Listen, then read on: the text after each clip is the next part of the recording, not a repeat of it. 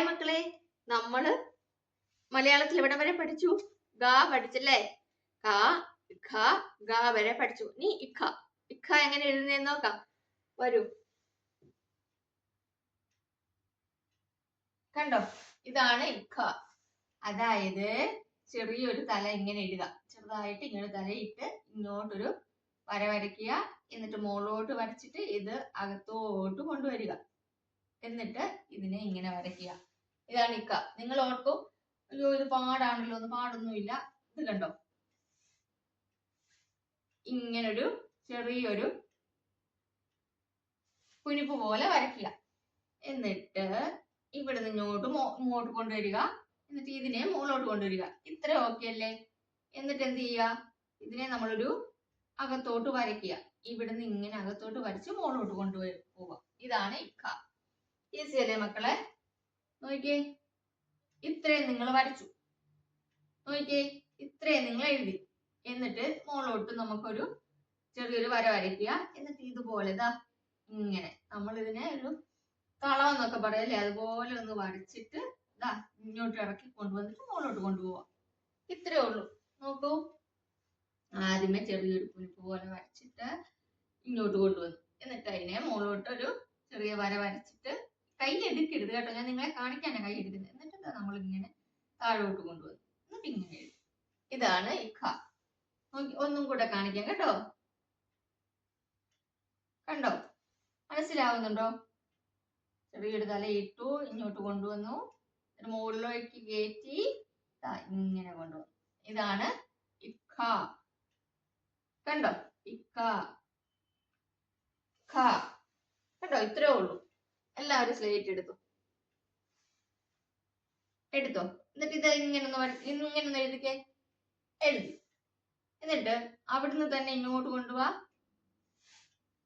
എഴുതിയല്ലേ? എന്നിട്ട് അവിടുന്ന് മുകളിലോട്ട് വാ. ഇത്രയും നീളമൊന്നും വേണ്ട, ഞാൻ നിങ്ങളെ കാണിക്കാൻ വേണ്ടിട്ടാട്ടോ. കൊണ്ടുവന്നല്ലേ? എന്നിട്ട് അവിടുന്ന് ഇങ്ങോട്ട് കൊണ്ടുവന്നേ, താഴോട്ട് ഇറക്കി. താഴോട്ട് ഈ വരയിൽ താഴോട്ട് ഇറക്കിയിട്ട് ഇങ്ങോട്ട് ഇങ്ങനെ വെക്കുക. ഇങ്ങനെ ഒരു വര വരയ്ക്കുക. ഇങ്ങനെ. കണ്ടോ? ഈസി അല്ലേ? ഒന്ന് നോക്കിയേ. കണ്ടോ? ഇങ്ങനൊരു കുനിപ്പിട്ട് കൊടുത്തു. എന്നിട്ട് ഇവിടുന്ന് ഒരു വര വരച്ചു. എന്നിട്ട് മുകളിലോട്ട് ഒരു വര വരച്ച്, എന്നിട്ട് ഇതാ ഇവിടുന്ന് ഒരു ചെറിയൊരു വര വരച്ച് താഴോട്ട് വന്നിട്ട് ഇങ്ങനെ. ഈസി അല്ലേ മക്കളെ? ഇതാണ് ഇഖ. നോക്കിയേ, ഖ ഇഖ ഇഖ. കണ്ടോ? ഇത്രേ ഉള്ളൂ. മക്കളൊന്ന് എഴുതിക്കേ, തനിയെ എഴുതിക്കേ.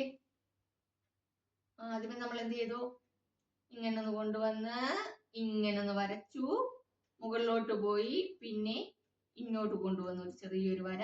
എന്നിട്ട് ആ വരേനെ താഴോട്ട് കൊണ്ടുവന്നിട്ട് ഇങ്ങനെ ഒന്ന് വരച്ച് മുകളിലേക്ക് വരച്ചു കൊടുത്തു. ഇതാണ് ഖ. നോക്കൂ, ഖ. ഈസിയാണേ എഴുതാന്. ഈസിയാണെന്ന് പറഞ്ഞ് വേഗം എഴുതി പഠിച്ചോട്ടോ. അതായത് ഇങ്ങനെ ഒരു കുനിപ്പിട്ട് കൊടുത്തു, ഇങ്ങോട്ടൊരു വര കൊടുത്തു, പിന്നെ മുകളിലേക്ക് വരച്ചു, ആ വരയിൽ നിന്ന് ചെറിയൊരു വര ഇങ്ങോട്ട് കൊടുത്തു, എന്നിട്ട് അവിടെ താഴോട്ടൊരു വര കൊടുത്തു, എന്നിട്ട് നമ്മൾ എന്ത് ചെയ്യുക, ആ വരനെ ഇങ്ങോട്ടൊന്ന് കൊടുത്ത് മുകളിലേക്ക് കൊണ്ടുവരിക. ഇതാണ് ഇഖ. അപ്പൊ നമ്മൾ എന്തൊക്കെയാണ് മലയാള ലെറ്ററിൽ പഠിച്ചത്?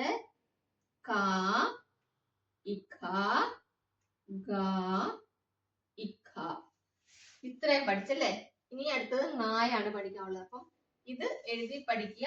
അല്ലെങ്കിൽ അമ്മമാരോട് പറയുക, ഒരു വലിയ ഇഖ എഴുതി തരാൻ പറയുക. എന്നിട്ട് മക്കൾ എന്ത് ചെയ്യുക, അതിന്റെ മുകളിൽ കൂടെ തന്നെ ഇങ്ങനെ ഇങ്ങനെ ഇങ്ങനെ ഇങ്ങനെ എഴുതി എഴുതി പഠിക്കുക. കണ്ടോ? അപ്പൊ വേഗം മനസ്സിലാവും. അതിന്റെ ഒന്നും ആവശ്യമില്ല, സൂപ്പറായിട്ടല്ലേ പറഞ്ഞു തരുന്നത്. അപ്പൊ അത് പോലെ അങ്ങ് എഴുതിയാ മതി. കണ്ടോ? ഇഖ. ഈസി അല്ലേ? അപ്പൊ എല്ലാവരും ഇഖ എഴുതി പഠിക്കണം. ഇച്ചിരി നിങ്ങൾ 10 പ്രാവശ്യം എഴുതിയാൽ പഠിക്കും എന്നുണ്ടെങ്കിൽ ഈ ഇഖ എന്ന് പറയുന്നത് ഒരു 15 പ്രാവശ്യം എഴുതുക കേട്ടോ. അപ്പൊ വേഗം പഠിക്കുവേ. കായ് ഒന്നും മറക്കാതെ അതും എഴുതി പഠിക്കണം കേട്ടോ. അപ്പൊ പഠിച്ചെങ്കിൽ അത് കമന്റ് ചെയ്യണേ. അടുത്ത ക്ലാസ്സിൽ കാണാം. ബൈ.